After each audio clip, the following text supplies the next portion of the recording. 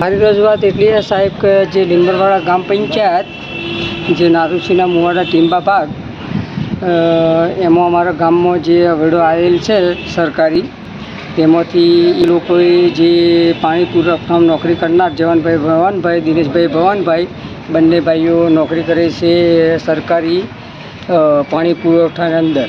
અને અમારા ગામની અંદર લગભગ 25-30 ઘરની વસ્તી ધરાવતા અહીં 200-300 ગાયો ભેંસો તો છે. કંઈક પાણી આ તે પીવાનું આ તે, અને જે આજુબાજુના જે બકરા ઘેટા ચારતા હોય કોઈક માણસ પાણી આ તે પીવા માટેનો હવેડું કંઈક એ તોડફોડ કરી અત્યારે પાણીની અસર થઈ ગઈ છે. અને એ લોકોએ એમની મનમરજી ખાવા એમણે એ લોકોએ હવેડું જેસીબી લાવી અને તોડફોડ કરી નાખી છે. બરાબર.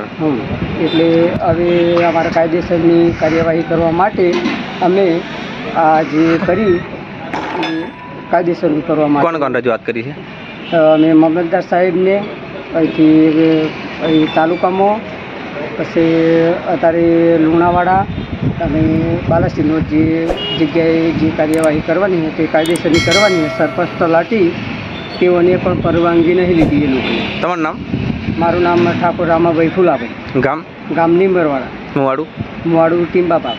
તમે ત્યાંના જ છો? હા.